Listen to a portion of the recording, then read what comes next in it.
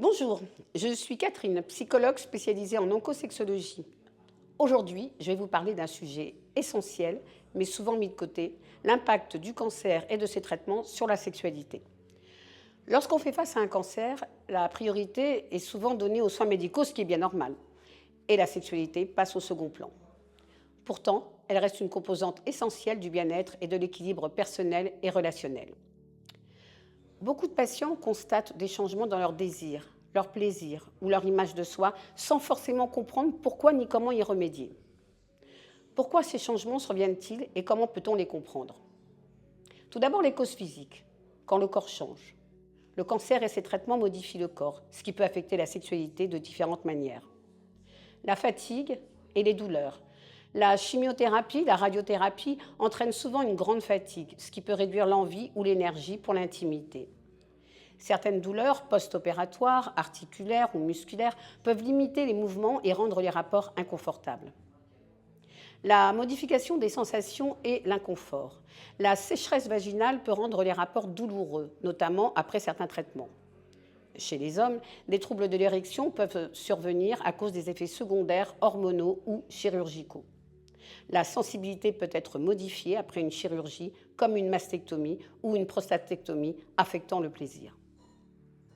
Les changements hormonaux. Certains traitements, comme l'hormonothérapie ou la chimiothérapie, peuvent provoquer une baisse de la libido et une modification des sensations.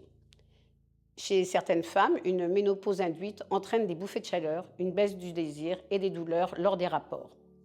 Chez certains hommes, la baisse de la testostérone peut impacter l'érection et l'envie sexuelle.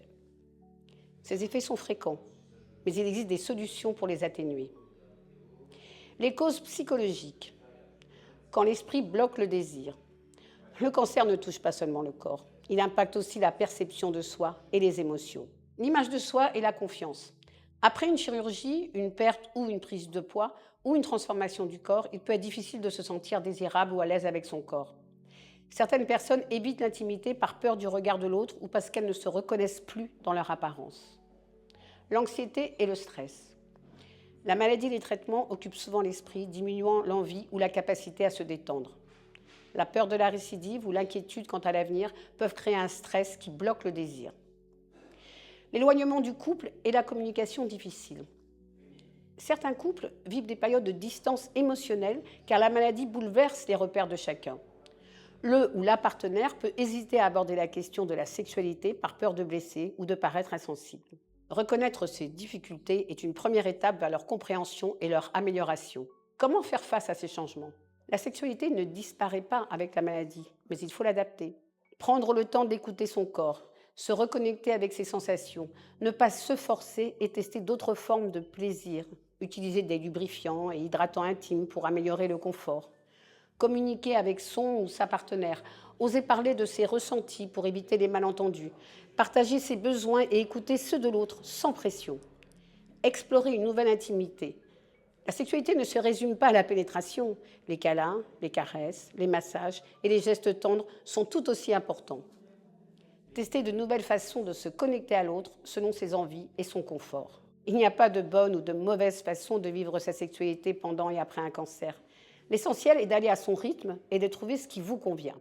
En résumé, le cancer peut impacter la sexualité de manière physique et psychologique, mais il est possible de l'adapter. Prendre soin de son corps, en parler ouvertement et explorer d'autres formes d'intimité sont des pistes pour retrouver une vie intime épanouie. L'important est d'accepter que la sexualité évolue et de trouver un nouvel équilibre, seul ou en couple. Si vous ressentez des changements dans votre sexualité et que vous souhaitez en parler, n'hésitez pas à consulter. Prenez soin de vous et à bientôt.